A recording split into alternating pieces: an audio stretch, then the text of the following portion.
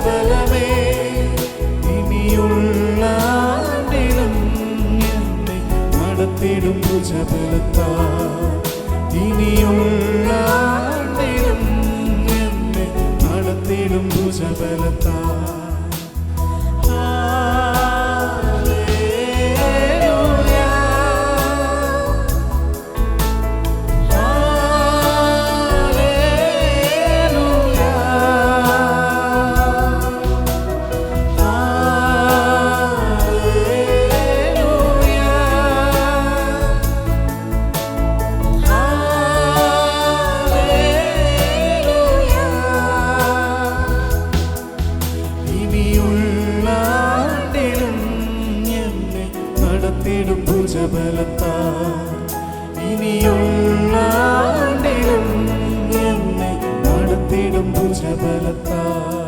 ക്രിസ്തു സാന്നിധ്യം രൂപാന്തരത്തിൻ്റെ ചാലകശക്തി ആണ് എന്ന ചിന്തയോടെ നമ്മുടെ ഇന്നത്തെ പകൽ നമുക്ക് ആരംഭിക്കാം.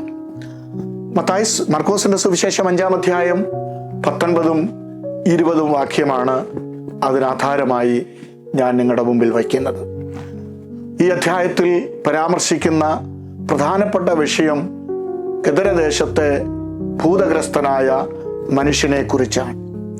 നമുക്ക് ആ സംഭവം എല്ലാവർക്കും വളരെ നന്നായിട്ട് അറിയാം. അവനെ ചങ്ങല കൊണ്ടുപോലും ബന്ധിക്കുവാൻ കഴിയാതെ കല്ലറകളിലും മറ്റും കിടക്കുകയും ചങ്ങലകൾ ഉരുമിപ്പൊട്ടിക്കുകയും നാട്ടുകാർക്കും വീട്ടുകാർക്കും ദേശക്കാർക്കും ഒരു വലിയ തലവേദനയായിരുന്ന ആ മനുഷ്യനെ തേടി യേശു കർത്താവ് ഗദരദേശത്ത് എത്തുവാനായിട്ടിടയായി തീർന്നു. കർത്താവ് അവിടെ ചെന്നു ആ മനുഷ്യനെ സൗഖ്യമാക്കുന്ന സംഭവം നമുക്കവിടെ വായിപ്പാനായിട്ട് കഴിയുന്നുണ്ട്. ആ സംഭവത്തിൽ നിന്ന് ഞാൻ 1-2 പ്രധാനപ്പെട്ട ചിന്തകൾ നിങ്ങളെ ഓർമ്മപ്പെടുത്തട്ടെ. ഒന്ന് പ്രാർത്ഥനയുമായി ബന്ധപ്പെട്ടതാണ്.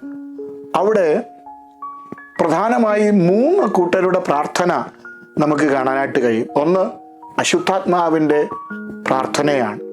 അശുദ്ധമായ ആത്മാവ് കർത്താവിനോട് പ്രാർത്ഥിക്കുന്നു, ഈ പന്നിക്കൂട്ടത്തിലേക്ക് പോകുവാൻ ഞങ്ങളെ അനുവദിക്കണം. യേശു കർത്താവ് ആ പ്രാർത്ഥന കേട്ടു, അത് അനുവദിച്ചു കൊടുത്തു. 2 ദേശക്കാരുടെ പ്രാർത്ഥനയാണ്. ആ ദേശത്തുള്ളവരുടെ പ്രാർത്ഥന 5-ാം അധ്യായത്തിൻ്റെ 17-ാമത്തെ വാക്യമാണ്. യേശുവോട് പറയാണ്, ദേശം വിട്ട് നീ പോകണം. കർത്താവ് വാസ്തവത്തിൽ അവിടെ പാർക്കാനല്ല ചെന്നത്, ആ മനുഷ്യന് വേണ്ടി മാത്രമാണ്. കർത്താവ് ആ മനുഷ്യനെ സൗഖ്യമാക്കി അവിടെ നിന്ന് താൻ കടന്നുപോയി. 3-ാമത്തേത് സൗഖ്യമാക്കിയ ആ മനുഷ്യൻ, ആ ഭൂതഗ്രസ്തന്റെ പ്രാർത്ഥനയാണ്. എന്താ അവൻ പ്രാർത്ഥിച്ചത്? കർത്താവേ, ഞാൻ നിന്റെ കൂടെ പോരട്ടെ. കർത്താവ് അത് കേട്ടില്ല. കർത്താവ് പറഞ്ഞു, നീ നിന്റെ ദേശത്ത് പോയി നീ സാക്ഷിയാകണം. പ്രിയമുള്ളവരെ, ചില സന്ദർഭങ്ങളിലൊക്കെ നമ്മുടെ പ്രാർത്ഥന കർത്താവ് കേട്ടില്ല എന്ന് നമുക്ക് തോന്നാം. ചിലപ്പോൾ കർത്താവ് ആ പ്രാർത്ഥനയ്ക്ക് മറുപടി നൽകുവാൻ അല്പം വൈകി എന്ന് വന്നേക്കാം. നിരാശപ്പെട്ടു പോകരുത്. അതിൻ്റെ പിന്നിൽ ദൈവത്തിന് ഒരു വലിയ ഉദ്ദേശമുണ്ട് എന്ന സത്യം നാം ഇന്ന് പകൽ തിരിച്ചറിയുവാനായിട്ട് ഇടയായിത്തീരണം. 2-മത് 3 പ്രധാനപ്പെട്ട ചിന്തകളാണ്. അത് ഞാൻ നിങ്ങളെ ഒന്ന് ഓർമ്മപ്പെടുത്താം. ഇതുവരെ അവനിലൂടെ അഥവാ ഈ ഭൂതഗ്രസ്തനിലൂടെ വേദന അനുഭവിച്ചവർ ഇനി മുതൽ അവൻ അവർക്കൊരാശ്വാസമാണ്. 2-മത്തെ ചിന്ത, ആർക്കും കീഴ്പ്പെടുത്തുവാൻ കഴിയാതിരുന്ന ഒരു മനുഷ്യനാണ് അവൻ, മറ്റുള്ളവർക്ക് ഇപ്പോൾ സാക്ഷ്യമാവുകയാണ്. 3 അജ്ഞത ബാധിച്ച ദേശക്കാർക്കിടയിൽ യേശുവിനെ അവൻ ഉയർത്തുകയാണ്. നമ്മുടെ ജീവിതത്തിൽ നിശ്ചയമായും ആ സാന്നിധ്യം നമ്മെ രൂപാന്തരപ്പെടുത്തട്ടെ. നമുക്ക് പ്രാർത്ഥിക്കാം. സ്വർഗസ്ഥ പിതാവേ, ഈ നല്ല സമയത്തിനായിട്ട് സ്തോത്രം. തിരുസാന്നിധ്യം ഞങ്ങളുടെ ജീവിതത്തിലും രൂപാന്തര ചാലക ശക്തിയായി തീരട്ടെ. അതിനുവേണ്ടി ഞങ്ങളെ സമർപ്പിക്കുന്നു.